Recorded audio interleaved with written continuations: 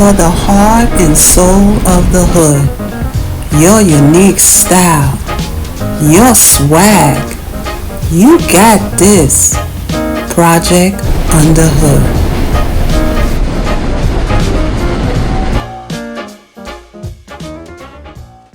Welcome to Project Under Hood, where we use movies, fashion, and art to break down social behavior, economic realities, and how you think and live in the hood.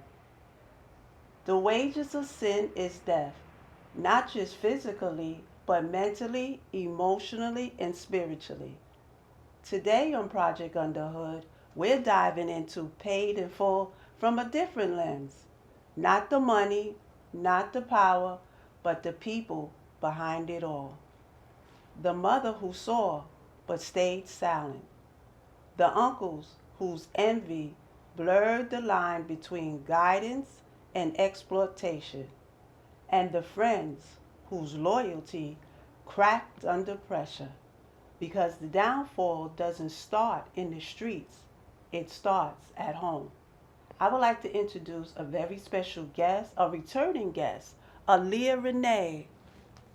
How you doing, Aaliyah? Hi, thank you for having me. You're welcome. Can you please tell our viewing audience what you've been up to lately? Yes, so lately, what I've been up to is just creating different short films and different projects with some of my creative friends and just really trying to go for it and really make a name for ourselves. Oh, that's beautiful. Where do you see yourself in the future in doing this? And creating, Yes.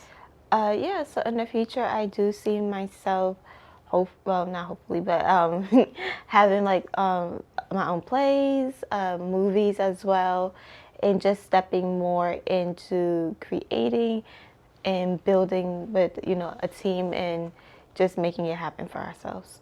Yes, it sounds very exciting, and I'm very proud of you. Thank you, I appreciate it. Yes, before we dive into paid in full, I would like to leave a backdrop about the movie. It's 1980. It's the height of the crack cocaine epidemic in Harlem, which affected all the five boroughs. It affected the area where I live in Brownsville, East New York. It also was the height of unemployment for black, African American, and Latinos. So it made the situation, even worse. Either a family member was on it, or maybe a family member was selling. Either way, it really wreaked havoc in our community. So we're gonna dive deep into Paid in Full, which stars Maffei. How do you say his name? Mackay Mackay Pfeiffer. Pfeiffer, Wood Harris, and Cameron. So let's do this, Aaliyah. Yes. Okay. My first question is, excuse me, I have to put my glasses on. The film never clearly says Mitch's mother was on drugs, but it heavily implied. Do you think the environment alone tells us that she could have been struggling with addiction? Um, I think it I think it could be possible that she could have been addicted, but it also could have been possible that she wasn't. Like you said, it really didn't specify that she was on it. I do know that the uncle was using it, so it's kind of hard to determine whose drugs it was in that one scene where they were when the uncle was at the table and she was laying down and the paraphernalia was on the table. It's kind of hard to decipher. In my mind, I would say it would be the uncle's, being that he was at the table and the paraphernalia was on the table. I would definitely say what really is implied the most is that she was complicit in the drug use, being that the paraphernalia was in her home and she seen it at her table. So I would say that she was probably, I definitely would say that she probably knew about it, it was impacted by it in her community, and maybe even normalized it to an extent. when crack first got introduced to our community, a lot of people didn't really know the ramifications that was going to come down the pipeline due to crack. Like a lot of people didn't know how it was going to have them be that addicted to it. The effects, like nobody knew the effects of what crack was. They thought it was just going to be something light, according to like a lot of documentaries I've watched about it. Nobody really knew that it was going to have that type of a stronghold and really just destroy their families and their community. So for some people, especially during that time, it could have been really just normalized as like, oh, it's just a light little party thing. And then later on, by the time the end of the 80s came, or mid 80s, people started to see the ramifications of what crack was really doing to family members, friends, and just to the whole community. At large. And I'll piggyback on that. I do think it was designed. I think the powers that be that, actually put the drugs out there had an agenda to break down families with the use of the crack. They knew that it was very potent and that people would get, it's just my opinion, would get addicted to it to continue to break down the community and the family structure. So that's why I said at the beginning that we're not really talking about the money or the power. We're talking about the people and how it affected the people. Okay, Mitch's mother knew he was selling drugs and allowed him to stay there without judgment. You know, what would be some of the reasons that she would allow Mitch to stay there and to condone the use and selling of the drugs? Yeah. That's a really good question. I feel like that can be a complex question to answer. I'm not a mom, right? But what I think it could be her, I could see it as a protection of her thinking, you know what, I'd rather him be here at home where I could keep an eye on him and look after him, as opposed to him being on the streets. Where it's just like there's no home, there's no security. So it could just be because like that's her baby in a sense, even though he's not the youngest child she has. It could just be that wanting and that need to protect him and not wanting to put him out. It could be, again, her not realizing how deep in the game he was. It could also be sometimes you just want to turn a blind eye to it. You just don't want to see that it's going on. So it's like subconsciously you know it's happening, but you really truly don't want to believe it. And then also just watching the film, I noticed we don't hear about Mitch's father, and we don't see his presence, and we also don't feel his presence. Sometimes in movies, like even if you don't see like a specific figure, sometimes you can still feel their presence throughout the movie, whether it's like a picture of them or like a locket of their family member or something. Like you can still feel like the essence of people. But in this particular situation, I didn't see any essence of his father there. So I feel like it could be because she could have needed the extra support. Sometimes a lot of mothers look to their older children as that support, especially their older male children, if they have older men children, to be that type of man of the house and support, which can also then add pressure to that child or young adult to try to step up. And sadly, a lot of what happened in our communities is like, well, if you need the money today, then a regular job is not going to give you the money today. You will have to work for like a week or so before you see a paycheck. And I think what allured a lot of people in was, well, if you do this, you can get your money today. And that could be a situation where it's just like, well, my mom's rent is due today.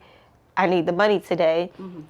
And then for her, it could be like if he gives her that money, then it's just like she would probably just take it, but then turn a blind eye to it. Yeah, and from a being a mother myself, I believe on her, it was her economic status, like you say, and somewhat her economic status, and also how she was brought up. She could have been brought up in poverty, didn't have the money, and sometimes being that, like you said, there was no father figure in the house. Some mothers kind of make their oldest son that. And even though Mitch was overstepping the respect, she had no boundaries herself. So if she didn't build any boundaries, boundaries are important as a mother. If we don't build those boundaries, your children see that, and they take an inch, you give them an inch, and they take a yard. And this is no judgment, it's just as what it has been. And this is a platform where we discuss these things because we actually want to get better. So I'm saying it from a personal experience as a mother. When you don't set any boundaries, especially for our male child, with not having a father around, they'll just basically do what they want. And unfortunately in this movie, Mitch did that. And like Aaliyah was saying, she would rather have him close to home, at home, where, like she said, keep our eye out on it. It might not make sense to a lot of people, but some people that are listening, it makes a lot of sense. And you might have been in those shoes, doing better today, but you might have been in those shoes to understand where Mitch's mother is coming from. And I think Aaliyah explained that and did a very good job of that. Thank you. The next question I want to ask, I got to put my eyes on for this, y'all. Can a parent be loving? See, this is still going to go into, Mitch's mother. Can a parent be loving but still ineffective? On a positive note, okay, excuse me, let me let you answer the first one. Can a parent be loving but still ineffective? Ineffective in what regards? Like like I was just saying, okay, she loved Mitch, but her ineffectiveness was allowing Mitch to sell the drugs in the house. And as a child, to give a good spin on it, how can you navigate through a parent's ineffectiveness? It may not be drugs or what. Anyway, we just want to give an example of how, with a child, not a child, maybe a young adult, navigate through their parents' ineffective. You can look at your parent and say, well, when I grow up, I'm not gonna let my child sell no drugs in my house, or blah blah blah blah blah. You know what I'm saying? So, how could you tell our viewer, how would you navigate through your parents' ineffectiveness? So, okay, I guess I'll take it back to the first part of the question, which was, can a parent be loving but ineffective? I mean, yeah, you can love somebody and still enable their behavior. I feel like, is that what you're asking by saying ineffective? Yeah. Yes. Yeah, it's definitely possible to love somebody and enable their bad behavior or poor choices. Yeah. So yeah, and then the next part is, how do you navigate someone enabling you? Yeah, how do you navigate through your parents' ineffective? Like, say, like I was saying, like when I grow up, I I don't want to be on welfare. I'm going to go to college. I'm gonna get my thing. I don't. You're not looking down on nobody, but you want to navigate. You want to break that. In other words, you want to be the one that breaks that family trauma. That's a better way of looking. So, how would you navigate through that? Just any experience that you have, and this is a no judgment zone. You know, without telling your mama business, but you could still answer the question how you would navigate. how I would navigate my parents' ineffectiveness to parent. Um, I would say first, I have to be forgiveness. Mm-hmm. I feel like forgiveness holds the biggest piece. You have to, if it's something, because if it was ineffective and they enabled the child or enabled me in this situation, because you're asking from my point of view, then it can hinder the person. Right. So because of that hindrance, a lot of resentment can build up, Mm-hmm. or a lot of life lessons can be made. I try not to call them mistakes. I like to call them Right. life lessons. So a Facts. lot of life lessons can be made along the way. So the first thing I would say to like how to navigate that when it comes to like a child and parent dynamic is first forgiveness.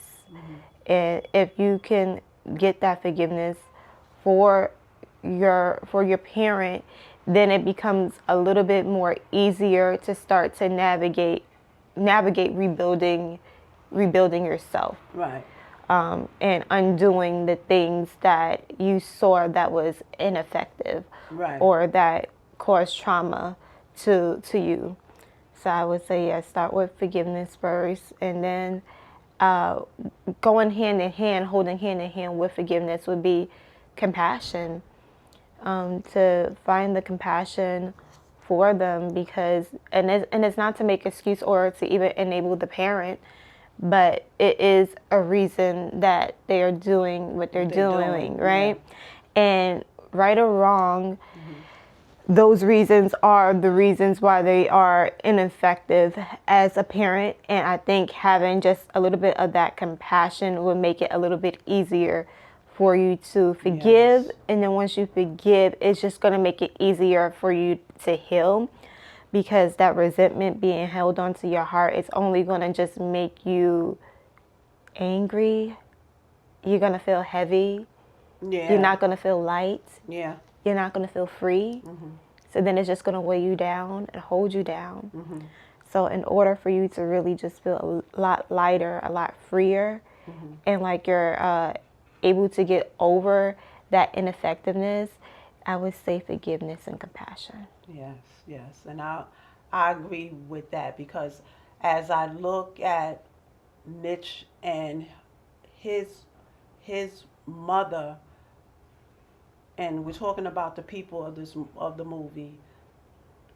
Evidently, she had some family trauma that landed it in. Not only was she trying to raise two boys by herself, we had all this other economic problems that were going on. It's like you can almost say this, not almost say the scales were unbalanced, and people could say,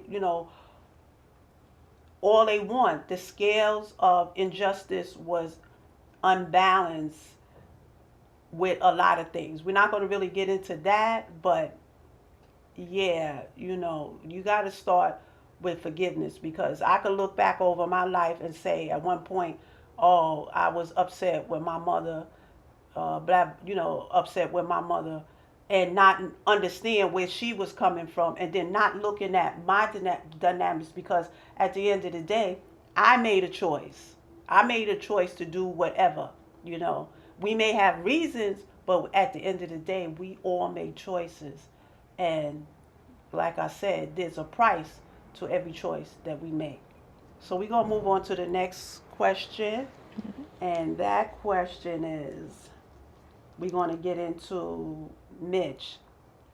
Mitch, Ace, and Rico represent a lot of young men without a father. Okay? How do you think this influenced Mitch, Rico, and Ace to sell drugs? And was this a family trauma on the surface? That's a good question.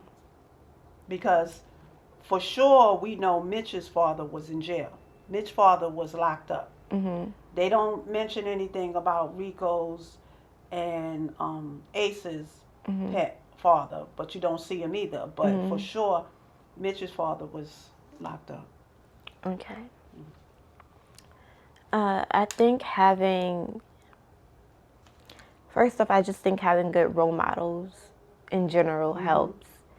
And even if it's not a father per se, I think a good father figure is important. Somewhere along the line, we lost the village mentality. And I feel like that's where the breakdown is coming from.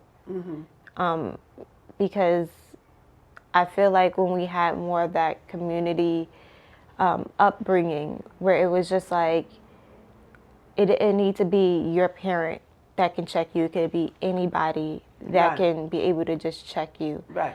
And I think that sense of community helped keep the community a little bit more grounded. Right. And I feel like somewhere along the lines we lost that. And when we lost that, people just were misguided. So how do you excuse me, Yeah. how do you think Mitch felt about his father being in jail? You know, like the anger, like how do I know you don't know exactly how he felt, but you have close experiences with, I believe, someone in your family that maybe the father wasn't around. And does that brew a lot of anger? And how does that anger come out? How does that anger manifest itself? We see that it manifests with Mitch selling the drugs. Do you think that was a heavy influence on him? I'm sorry, it was like two parts to the question. So what's the first part? Do you think that his father not being there, his father not being there, did that influence him to sell the drugs? Um, I wouldn't say that his father not being there influenced him to sell the drugs. I would say society pressure put a little bit more pressure on him to sell the drugs. Because, for instance, take it like if take him and put him in a different society like put him in a different community, right? Let's say his father wasn't there. Let's say that part is still the same, and let's say his father did go to jail, and that part is still the same. However, if you change his like if you change his environment and put him into a different environment where he can truly just be a child and not have to worry about bills, rent, how they're gonna live, how they're gonna eat, anything like that. I think those things can kind of shift a little bit. Yeah, yeah, in some ways In it way can. because and yeah, that's what I'm saying. I don't think it's necessarily because of the father itself. Like I think it's a bunch of different things that played a part in it. It's not just one thing. No, It's not no. just like, okay, his father's in jail and then that's what happened. I think it's a bunch of different things compounded on top of each other.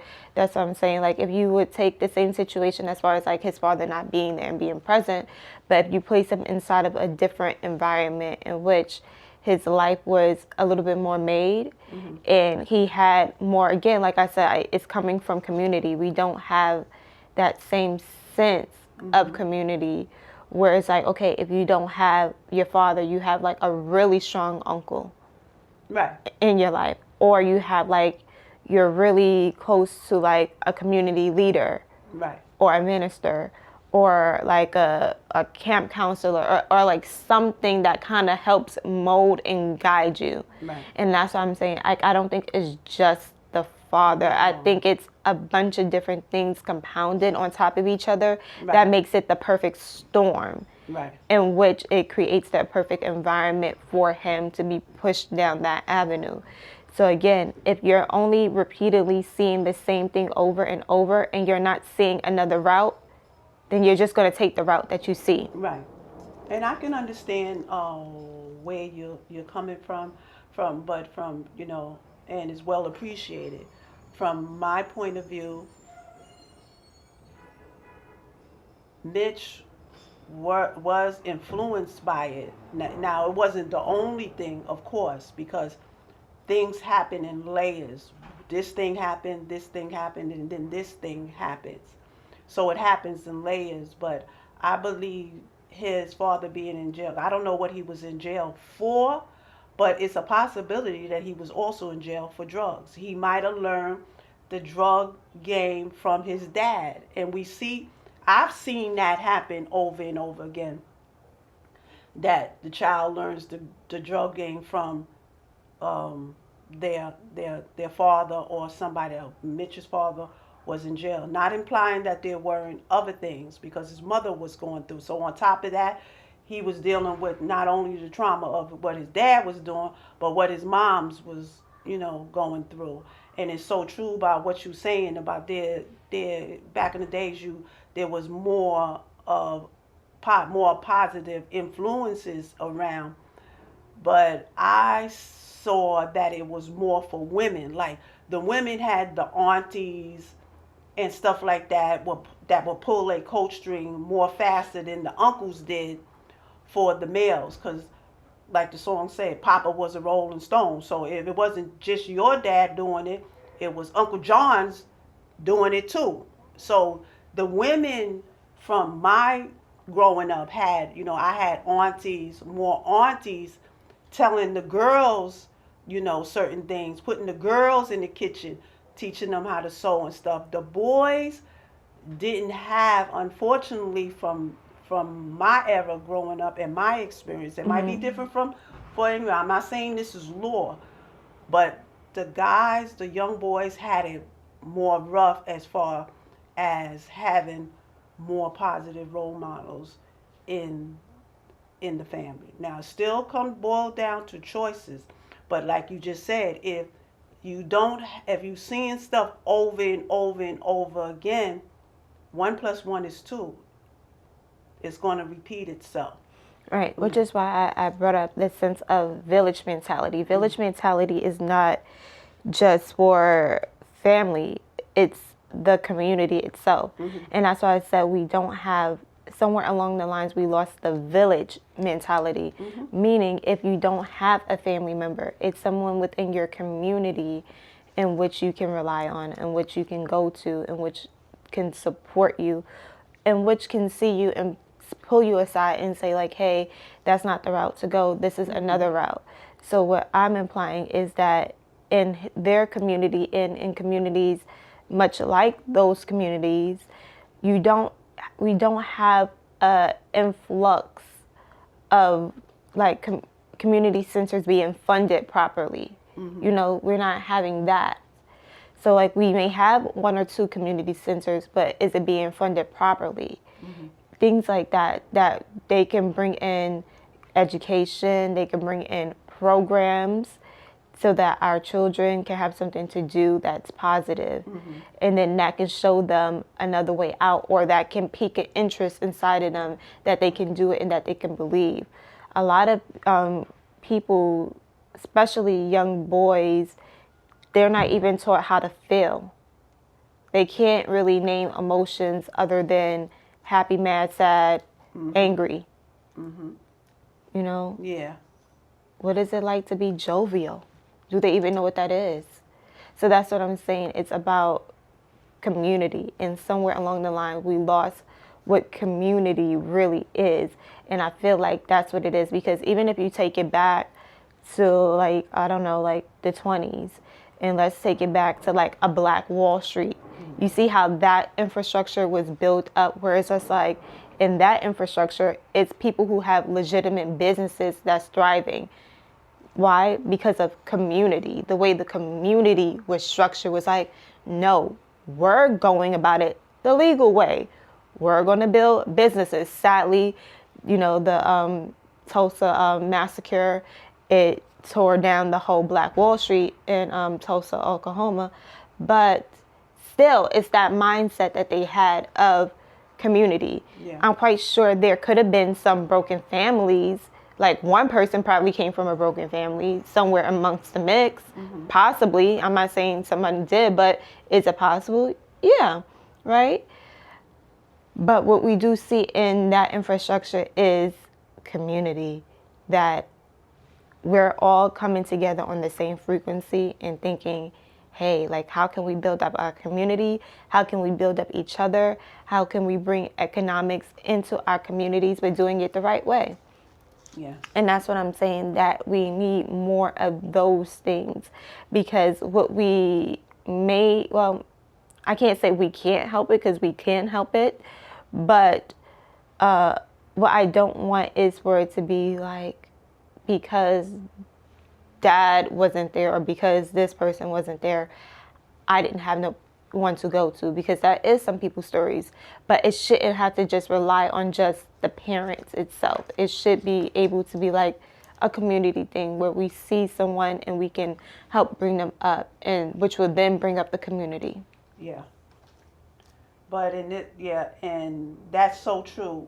But because of the cocaine epidemic that we saw in the movie, that wasn't being depicted in there, and so that's why it became a problem for Mitch because of what was going on at that time in 1980. But I see a rise of communities coming up. I see more centers are actively getting involved. This podcast is one of them. Actively getting involved in what's going on in the community. So we're going to move on to the next question. Do you think Mitch valued money over family, or was it just him trying to vibe in the environment he lived in? Because like we just basically kind of answered that question. The environment that he was living in, it was unemployment was high.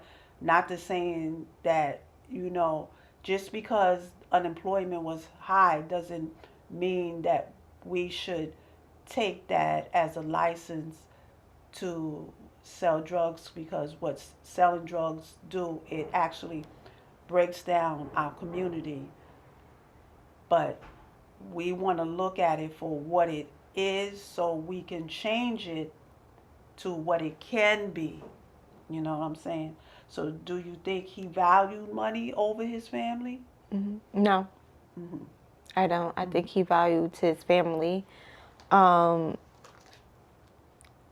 yeah, I think he valued his family over the money. I think the money was just a resource for him to better take care of his family.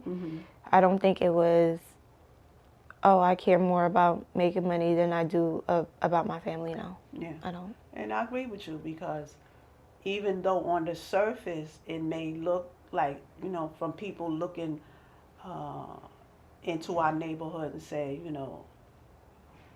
that's all they do is sell drugs or be on welfare and stuff like that. And there could be a lot of reasons that they can do better, but in the heart of a lot of them, that was the reason. I want to live better. I want to give my family a better way to live. So I agree that he valued his family, but the choice of how to make the money put their family in, situations that weren't good. So Mitch did. I think Mitch did. I believe Mitch did it, because I seen in one of the episodes he came back and he brought his brother some sneakers. Remember? And he was teaching his brother, right, how to clean the sneakers and things like that. So he did. He did love his family, but he chose that route due to other situations, other economic realities that he had to live at that time. And do you see this pattern today? Do you still see this pattern today?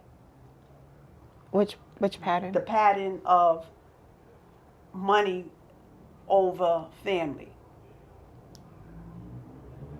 Money over family? Yeah. There's some people that place money over family. Mitch didn't, but yeah, okay. yeah. Because when you said this, I thought you meant specifically to Mitch, because Mitch, I don't believe Mitch did place money over his family. So you're saying not correlated to this, right? No, just a pattern today that, There's money hungry people. There's people that they don't Mhm. care about their family. They'll railroad you. Do you Mhm. do in your experience? Mhm. Especially in the industry, you see people railroad each other sometime. I'm not saying all the time. I'm just Mhm. giving that an example. Do you see it? Sure. I guess there are people who value money over their family. Sure. Hmm. In what ways?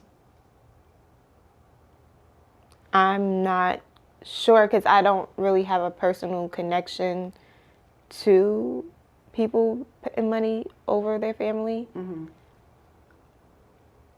So I probably wouldn't be the best one for that question. Oh, okay. But yeah, but I mainly do see is people making poor decisions Hmm.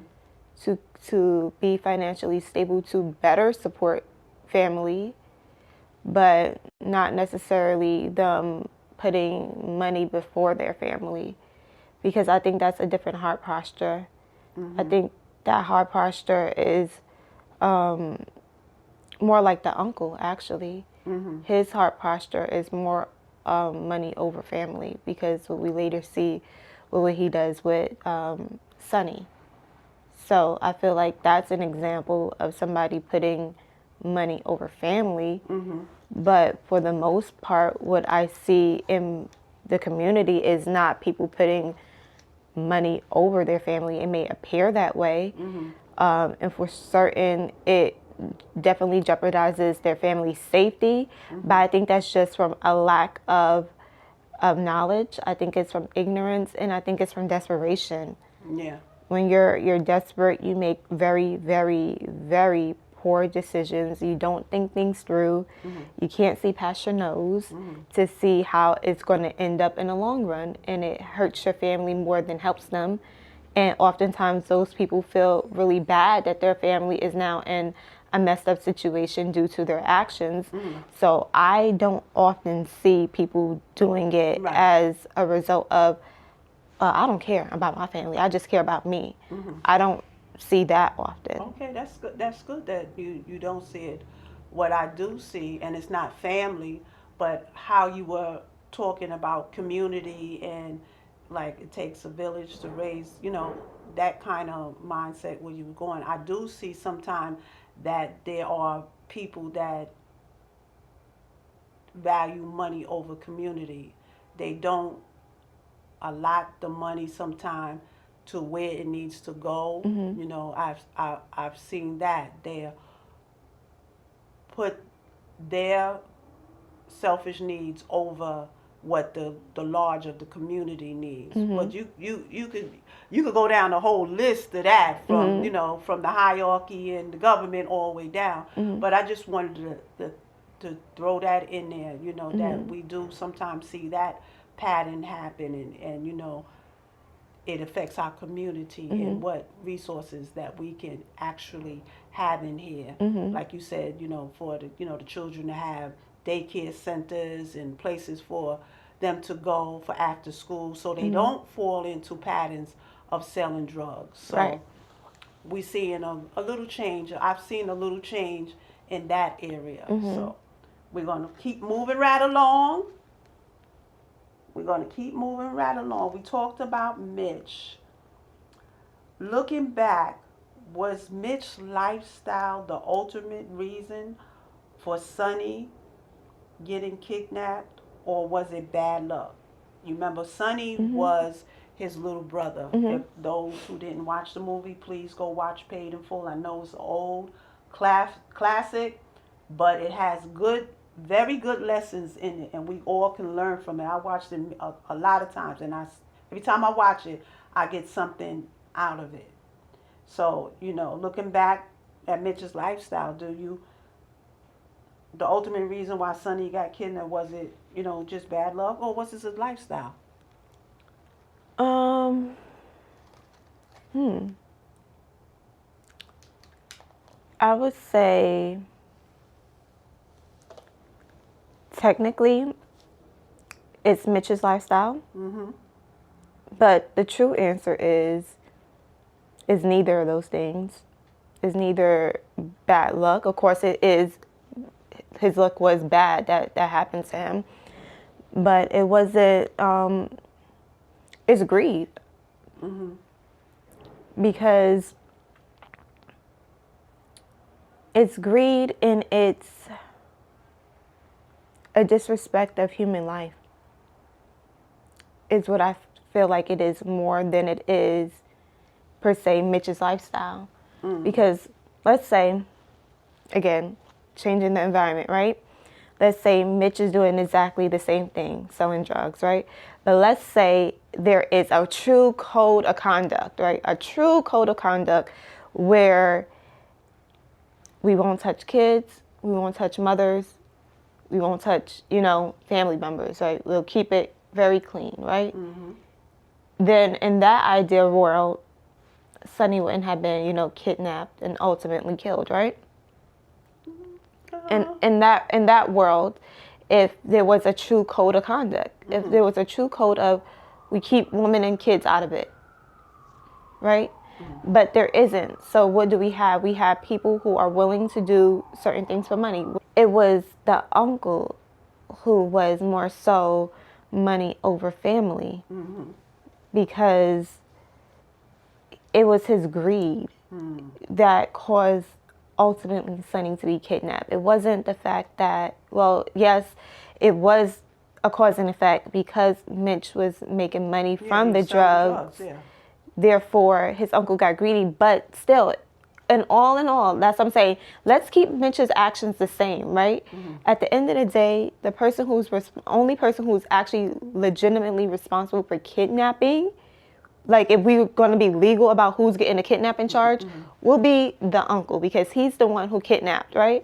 So if you take him and you take his character and you change his heart posture, instead of being like, you know what, my nephew doing good in life, big ups to you. Let me get my own thing going. Let me get my own job and not have greed or jealousy or be envious.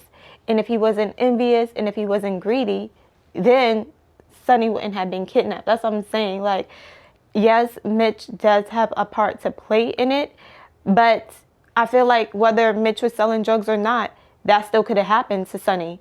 Why? Let's say, again, let's change Mitch's actions. Let's say Mitch was on the up and up. He opened a business, a legitimate business, and it was doing really well. He's making 6 figures. And let's keep the uncle's heart posture the exact same way. Sonny would have still been in that same exact situation, got kidnapped and got killed. So it's just like, that's what I'm saying. Like, yes, Mitch played a part in it, but it's just like, I still can't control your actions, just like you can't control mine, right? No. So I feel like ultimately I'm going to put that blame back on the uncle because, again, I feel this because of the uncle's heart posture. If Mitch was on the up and up, doing really good in life, had an honest business. Let's say he had he started from the ground. Slim, but a possibility. I don't think it's a slim possibility because it was the greed. He wanted the money. It was the greed that he had. So let's keep the environment the same. Let's say he started from the ground up. He had a car washing business, and that car washing business started to boom, and now he's making 6 figures. Right. He has the money, and he's doing the same thing, going to his mama house, flossing the money. Right. That uncle is still going to be jealous because jealousy is jealousy. It doesn't matter how you get the money. It's the fact that you got it and I don't. Yeah. And that was his heart posture. That part is true. And that was his heart posture. So I feel like if his heart posture and if it was in him, if you have that nasty spirit in you to kidnap your own nephew, it doesn't matter what the job title was that your other nephew had. If you're an envious person, it doesn't matter how that person got their money. You're just upset that they got it and you don't. Right.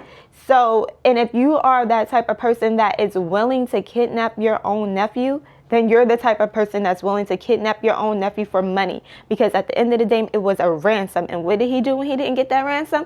That kid was dead. Okay, and that's what you're saying is true, but that's another movie, another reality. That's true. Just like in the movie Trading Places with Eddie Murphy, they traded places, and he got into the other environment. Eddie Murphy did good.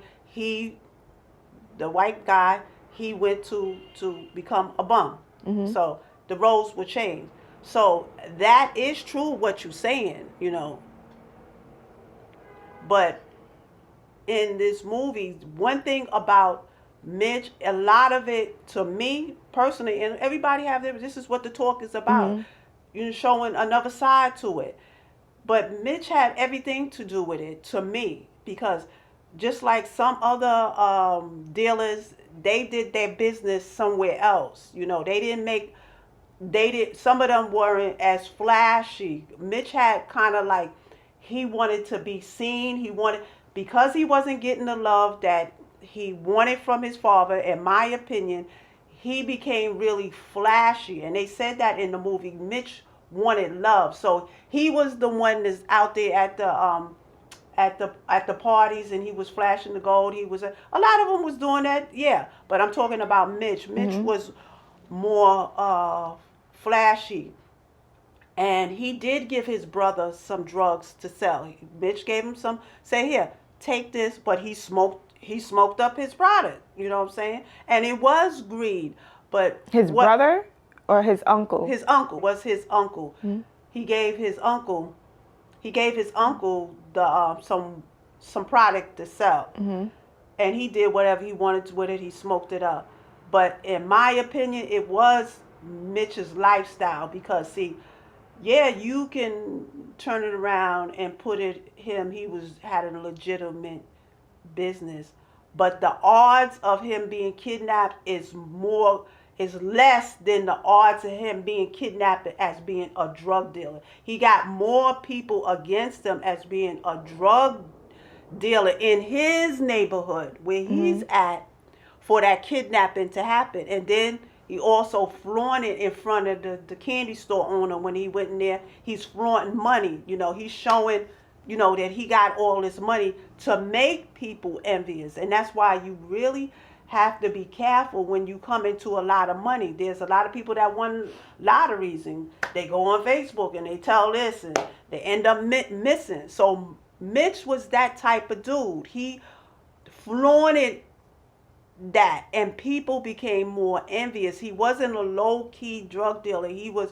really out there. So he made the chances of his brother, Sonny, getting kidnapped, right. It wasn't the people that kidnapped Sonny. I know it wasn't he, but I'm saying in general he made people like that, but he did that to his uncle too, because when he came into the candy store and his uncle was like, what about me, like that. He had that in his heart already, but I'm just saying, it's like you taking a match and throwing it, you already flamed there, you're throwing more on it. The uncle was already like that, and this is something that you have to peak. If you out there in that game like that, you got to peak like all the spirits, all the who's around you, whether it's family member, because see, sometimes family member is the first one to cut your throat. And Mitch kind of slept on that. He saw it, but he didn't see it, and he slept on it, and he was, to me, the main reason why got there. And somewhat, see, it all boils down to the boundaries not being set by the moms too, because she knew that Mitch was selling drugs there, and you got your other little son there, and that's what sometimes mothers do. They don't look at the dynamic of who else is living in the household. You know what? You trying to make it safe for that one child, but you jeopardizing everybody else in the household. So I understand that you get blindsided to doing one good, you doing 1,000 messed up things that's going to affect other people. And it was sad that the uncle, very sad that the uncle did that and had his nephew kidnapped like that. It was really messed up. But in order to get through this, we really have to go to the root of stuff. And sometimes it hits home, and trust me, it hurts. It hits home. But the only way to heal and to come out of it and to set those boundaries, so now you don't have your grandson doing it, you know what I'm saying? Because they see their father do it. But now grandma is upholding it. Grandma ain't holding it no more. Grandma done stop. We have to stop the madness. Do you agree? I agree with that part that we have Yeah, to that's stop the the wrong part. madness, but I guess with the other part we're gonna have to just agree to Yeah, disagree, exactly. because I guess my point of view is just more so about accountability of one's own actions, Exactly. which is the fact that I can't blame somebody's kidnapping on the person who didn't do the kidnapping. You know what I'm saying? But there So, are influencers that you can. Everybody played the part. See, it's not just one person. That's not what mhm, I'm saying. I'm not putting it all on Mitch. Everybody in that household played the part in right, Sonny getting kidnapped. right. Everybody from the mama to Mitch, all of them played a part in the boy getting kidnapped. And that's what I was talking about. If we don't get to the root of the cause and take responsibility for the part I play. See, I can only take responsibility for the part I play because everybody else still has a choice that Mhm, they make. mhm, But for me, I'm going to swallow my pill and I'm going to admit, yeah, if I didn't do A, B, that might have, I said might, may have not caused them to do that because they said, you know what, mama ain't playing with that stuff. I'm gonna mhm, have to take that stuff somewhere else mhm, and do it. mhm. I can't do it here. And could that have slimmed down the chance of Sonny getting cut? Yes. Could I say that would have totally do it? No, I can't say that. Mhm. All I could say, it might have slimmed the chances of that not happening because they wouldn't have known where Sonny and them lived at. Mhm. And you're right. We have to. This is what the conversation is about. Nobody's right or wrong here. Mhm. It's just an experience that everybody had. It's looking it through a different lens. Like I said, we're Mhm. looking at paid in full through a different lens. Mhm. Not the money, not the power, but the people behind it all. Mhm. People could look in this neighborhood and say this and this is about there, but it's the people that live here that you got to get to know Mhm. to understand their experience. So now we're going to go on to talk about Rico. Rico killed Mitch.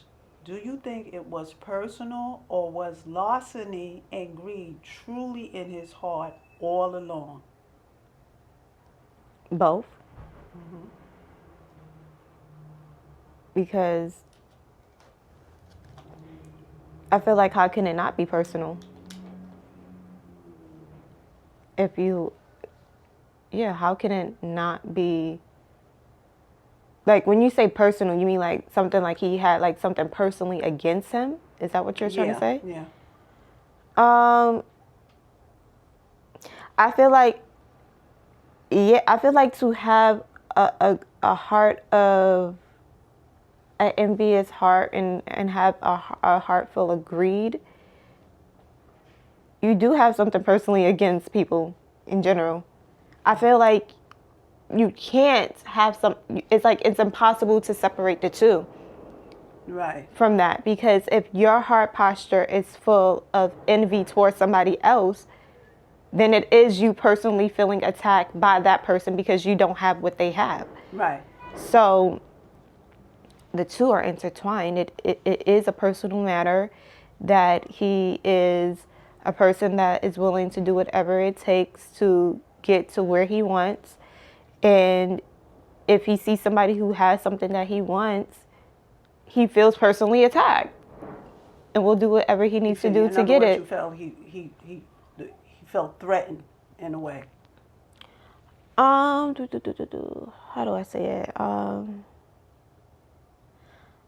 don't know if I would use the word threaten per se. Hmm. Um, Maybe insecure. Okay, yeah. I believe Rico was very, and that's Cameron. Cameron was Rico in the movie, but he didn't do it like personally. It's like when somebody does something to me, you took something from me, so now I'm coming after you. Now I'm getting you. And that was personal what you did. Rico was more so he would have did this to anybody if he could see him getting a game up on somebody. He's going to take that. He's going to take that shot to do it. So he saw that Mitch was in a bind because that was the scene where he had the rents, he had the money, not the money, the drugs to sell, because he asked Rico to sell it so he can get the ransom money for his brother. Mm-hmm. So now Rico sees that Mitch is in a very vulnerable situation, Mm-hmm. and he sees him, sees time to attack. In other words, he's vulnerable. Mitch is very vulnerable. Like he just lets his guard down completely, because he never really, like we were saying, that Mitch was more like a little bit family oriented, a little bit more than Rico.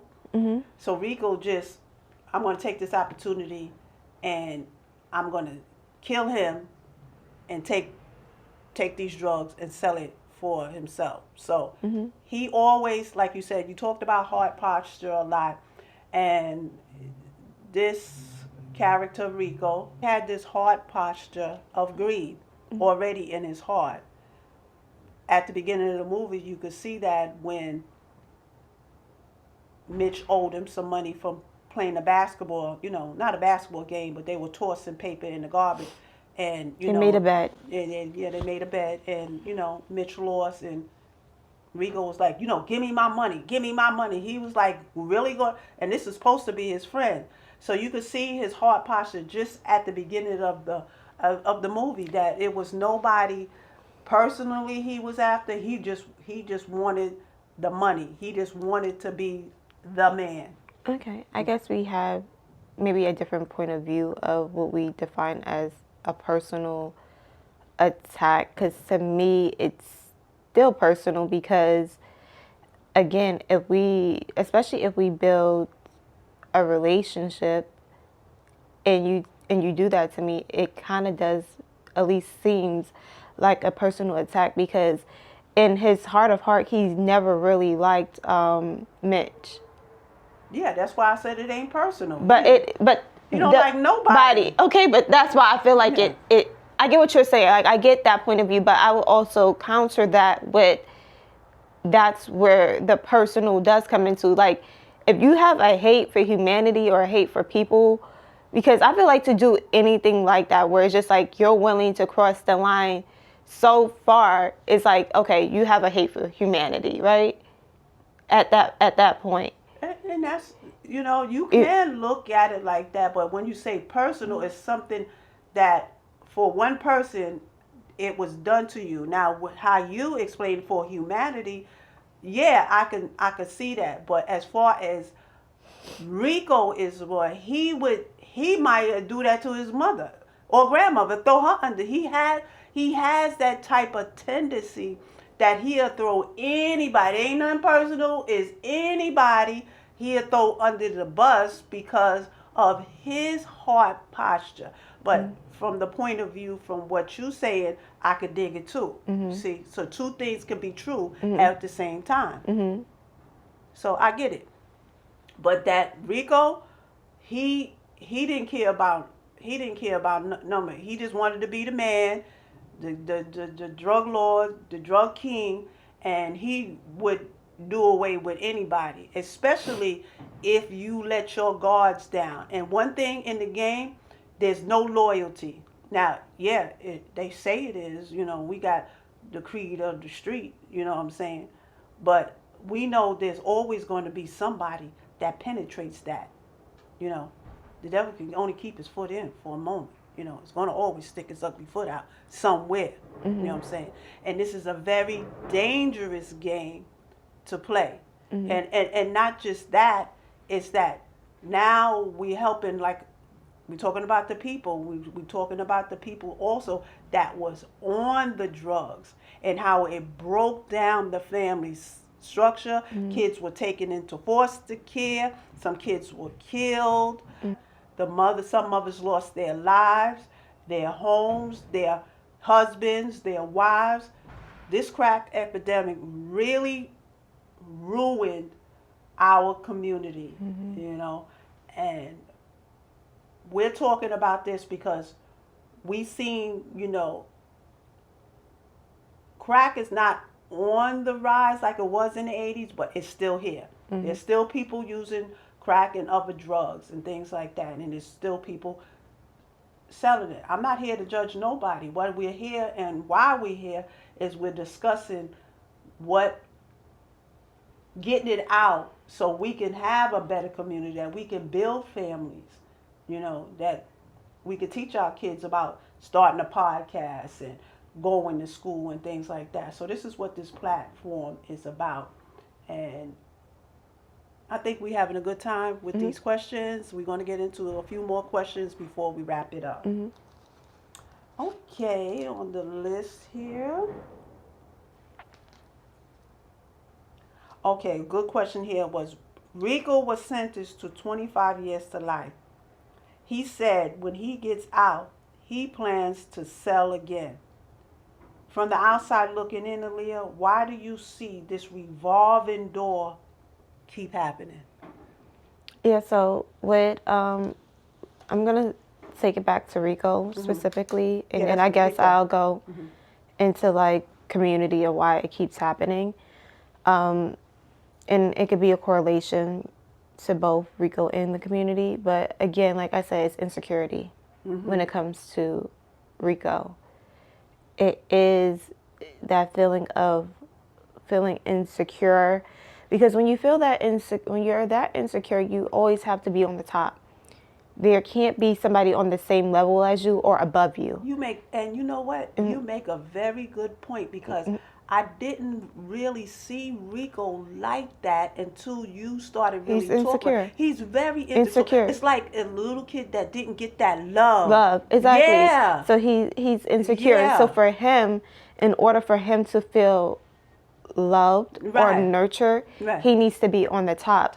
So for him, even though he states when he comes out, he's still going to be, he's going to come out and sell drugs. That's why he didn't want to mess it up by snitching out anybody. He just snitched out like some other people in different. From Harlem.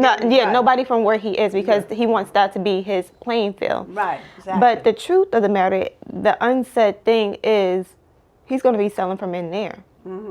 Because if he's putting himself in that position, he's going to start it. Like, those type of things don't start when you come out. It starts while you're in there. Exactly. So when you come out, you're already kind of established, oh, like Rico's back in town, like tighten up or this, that, and the third. So he's already doing that, because if he's in jail or goes to prison, it's going to still be like people from his community within the system already. So word gets around the prisons real fast, as we saw in the movie itself. That's how Rico and Mitch met. He defended him, but that was just him being observant, and he didn't really defend him because he liked Mitch. He defended him because he knew Mitch was the big deal out in Harlem, and he wanted to get next to him so he could find the opportunity to take him out. That's what that whole thing was when he jumped in to help save Mitch in jail. But to go back to my point is the same concept of word does spread around. So when word spreads around, oh, Rico didn't snitch, he's going to start building his team from within there and get people under him. So when he gets out, he can still be on the top. So he wants to be that. So I think it's insecurity, and then I think that's the same thing within our communities. It's feeling insecure. So insecure could be insecure of not having love. Insecure could be insecure of just not feeling secure financially, not feeling secure emotionally. True. It's a lot.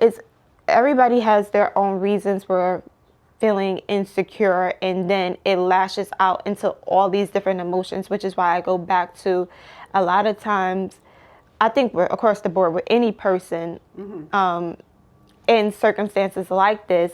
Children aren't truly in children's places. Even though, especially during the 80s, they're probably raised by somebody who was born in the 60s or the 50s. And if they were, then they probably heard this saying, like, stay in a child's place, or be seen and being seen, not heard. But that's not truly what staying in a child's place really should be. Right. Being a child should be freeing. It should be expressive. as a child, you should be able to come to your parents and express yourself respectfully. Obviously, don't be telling your parents off or disrespecting your parents. Don't do that, y'all. But the kids should be able to be seen and heard. That's right. And their feelings to be expressed. This way they can truly be a kid. Because the thing is, if they're just being seen, not heard, but they're hearing and they're observing everything, but because they can't speak, because they're supposed to be seen and not heard, then what happens to them? All of these emotions and things that they're seeing is just piling up. Yeah, and they right. can't express themselves. Can't. And then it comes out in other avenues. ways. So then it's just like they're not truly being a kid, because in their mind, because see, they can't express like, oh, I'm being seen, I'm not going to speak, but what I'm observing is, dang, we got an eviction notice on that door. I Yeah. feel like I got to make some money. But see, as a child, because you're being so seen and not heard, you can't express, Mom, what's going on? Why is there an eviction notice? Do we need money? And then your parent can then, now because your child is expressing that, the parent can then step up and say, hey, child, don't worry about that. Mommy and daddy's going to work that out. Or mommy and uncle's going to work that out. Or mommy and the community's going to work that out. You need not to worry about it. Go watch some SpongeBob. Like, but see, that dynamic doesn't happen in a situation where a child is seen and not heard. So now they're building up all these insecurities. Oh, I'm not loved because, again, seen and not heard. I can't express myself. Seen and not heard. I can never speak. Seen and not heard. So then it becomes, when I get up, oh, I'm going to be heard. And then you get somebody like Mitch. Yeah. Oh, I'm going to be heard. They're going to hear me. They're going to feel me. Right. They're going to know me. Right. I'm going to make this money.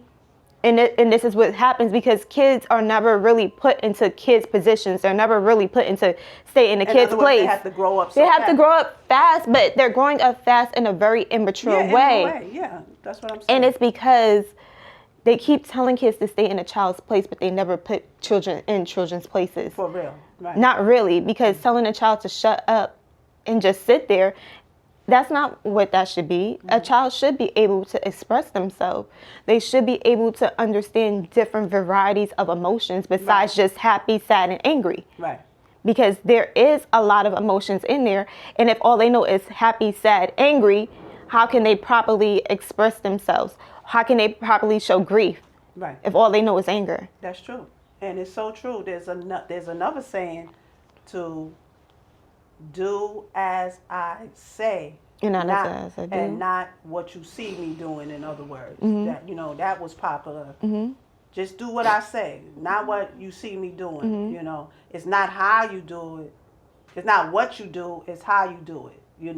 And that may be true in some ways, but in a lot of ways, you gotta have it is what you do and what you say at the same time. And it's so true how you say the insecurity, but this is the thing. This is how we have to break out the insecurity. You have to make security for yourself. We have to build a generation where they see what security is. And I always bring it back home. This is what I started to do, because I used to say, well, there's no security out there, and you're looking outside. You have to begin to look inside, because the security starts with you. You have to break. Now, for Rico, there may be the Rico type may not never break that cycle. It may keep revolving until he either spend the whole entire, and that has happened, never come out, life in jail. But for those who are listening and want to break that cycle, you got to start with inside of you. You have to build that security. Look how smart some of the guys that sell drugs. They know how to count money. They know how to strategically do this. They so much raw talent that could be used for a positive way to build businesses. So how I started to break mine, I had to put the matter in my own hand, Break your insecurity, not break doing anything illegal. No, not illegal, but insecurity. My finances, my emotions, my happiness, all that lies with my taking responsibility, not looking for my children, whoever, boyfriend, husband, to give me that, and we have to be a role model for the younger generation and as well as the older. Don't you could be an older person, building security and showing other people older your age, let's do this. This is how Mhm. you do this. What idea do you have? Mhm. Let's put it into, let's produce it. Let's do it. Mhm. So we can stop having a revolving door of negativity, but we can have a revolving door of positive thing. We see good things coming out of Brownsville. We see good things coming out of East New York, Queens, Manhattan. We see good things coming out, and this is what is happened. I truly Mhm. believe it, Mhm. you know. And what about you? Do you believe that we see some good stuff coming down the pipe? Of course, Mm-hmm. of course, of course. There's, you know, in the midst of chaos, there's always something positive Mm-hmm. happening. It's just the chaos overshines the good that is being done, oftentimes. We're going to talk about Mr. Wood Harris. He played Ace Hmm. in the movie. And so, why do you think Ace was a target for other drug dealers? Hmm. Ace was a, a big target, and there's a specific scene in there. I want to see if you might can hash it up in your When memory. he got shot? Who Ace? Yeah, when they robbed the place. Yeah, that's part of it. Hmm. But before that, Ace wasn't. Ace was working in a dry cleaners, Hmm. and his sister was going with a guy named Calvin, and Calvin was already selling drugs. Hmm. Calvin got arrested and went to jail, Hmm. did a little time, and to make a long story short, Ace took his strip, took Hmm. where the area that he sells drugs. When he came back Hmm. out, Calvin wanted, Hmm. basically His turf back. his turf, yeah, good word, turf back. Hmm. But Ace was like, I built this up to where it is. I'll put you on, Hmm. but I'm in control of this. Hmm. And that, what do you think that caused? How do you think Calvin felt when basically Ace told him that, and now he becomes a target?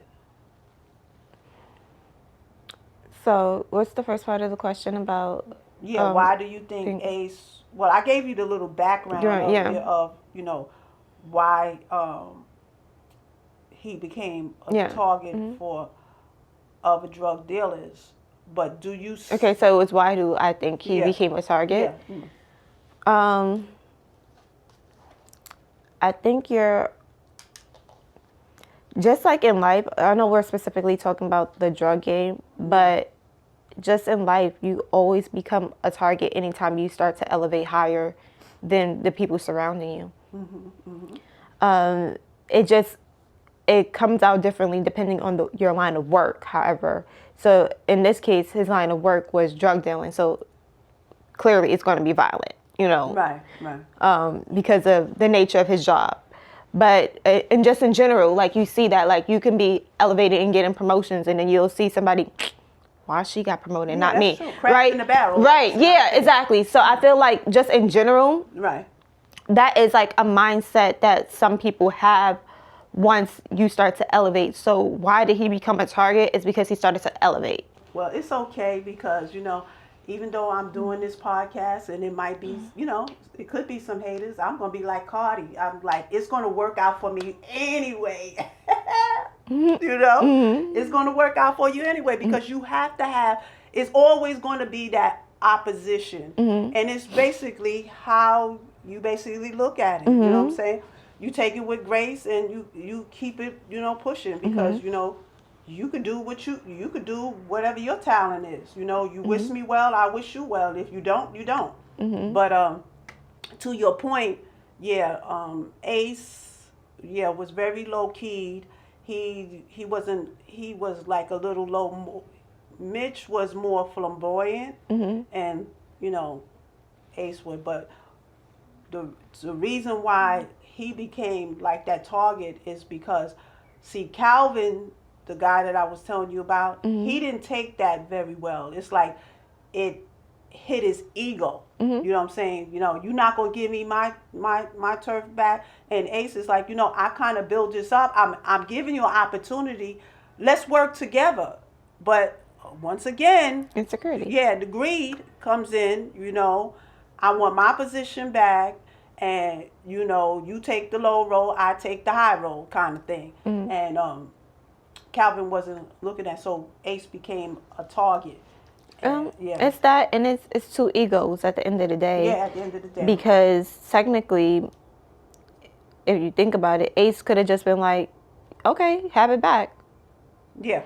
He could have. Yeah, he could have. And then, but keep the beat down. right? But then, see, that's ego. Yeah. That ego is not going to allow you to just be like, yeah, I could see where this can go. Because again, of course, 2020 is always, better. Like 2020 vision is better. But it's just like, you could kind of see where this is going to go, right? Yeah. Where it's kind of like somebody say, hey, give me this back. You say no. You think they're going to just lie down? No, exactly. Because then that's his ego being attacked. Now he's going to look like a punk. Yeah. So it's like he got to do something. So it's kind of like somebody's ego has to lose. Right. It's going to lose one way. It's going to either be like, yeah, both are not backing down. So now it's going to be a fight. Or in his case, he got shot, almost died. So it's just like, it's that ego, man. Yeah. It's that ego. Because a lot of times, it could be male or females, but since we're talking about the brothers right here, how to mediate and come to a medium ground. Like you said, it's always the ego, that is going, and it takes places in women too, so don't get me wrong. Like, I'm not going to back down, but where Ace kind of like was kind of lax at, to me, when Calvin told him that I see you, that's telling you right there, I'll see you, mean I'm going to do you. And he just walks off. Of course, it's a movie. We don't know. We don't know what was happening behind the scenes, but what I do know, that it was nothing good. And this is what leads me into my next question about June. June was one of Ace's workers. June was asked this question: do you want to make some money? And this question comes from Ace. What do you think June's based her decision on? Because at the end of the day, she would lose her life. So what do you think June based her decision on when Ace knocked on her door and said, knock, knock, knock, June, you want to make some money? You want to make some money? What do I think was on her mind? Yeah, what do you think she based that on? More than likely, it could have been her financial situation. It could have been her probably feeling desperate, the need for money to survive. Or it could be because I believe they were friends as well. So it could have been out of obligation of wanting to help your friend out. So it could have been like a multitude of reasons as to why she decided to go down that path. And I also think because she is in an environment where there are, like you said, Calvin was a drug dealer, Ace was a drug dealer, you had not Rico, but Mitch. I'm trying to get down the line. So yeah, Mitch was also a drug dealer. So my point in being is that when you are surrounded by it, you can start to normalize dysfunction. So I feel like she also normalized dysfunction in her life. Look at it as, the economics, and it was a quick way to make money. They knew each other, so I guess she felt comfortable selling drugs for Ace opposed to probably selling it for somebody else. So yeah, it was economical.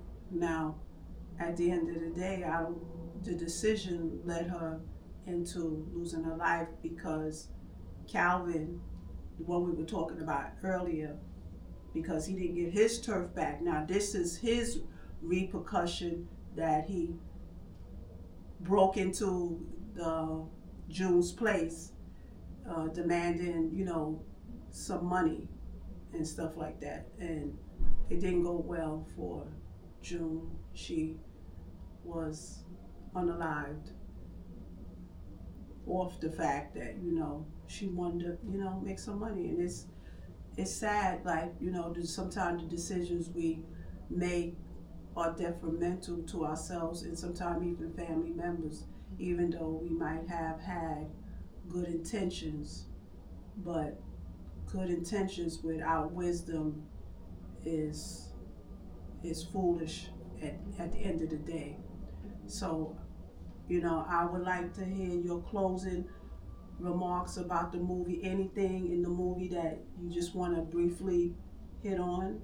I do want to speak to the youth in all communities, to just let them know that there, even when it feels like there isn't another option or there isn't another way, there is. Don't let desperation or hard times be the thing that causes you to make life altering decisions. I would say always think or try to think of a way to do something like positive and on the right path, and really make a really good go out of this life that you have for yourself. For me, I know what often helps me, what was truly my faith, and that's what helped me keep me out of trouble growing up in a neighborhood where things like drug dealing was normalized within the community. And for me, it was my faith, my belief in God, and just having those morals and that foundation that kept me on the right path, and just knowing that I can always go to God for guidance, and just have that alone time to sit and just think. And then in time, there's always like a better way that appears.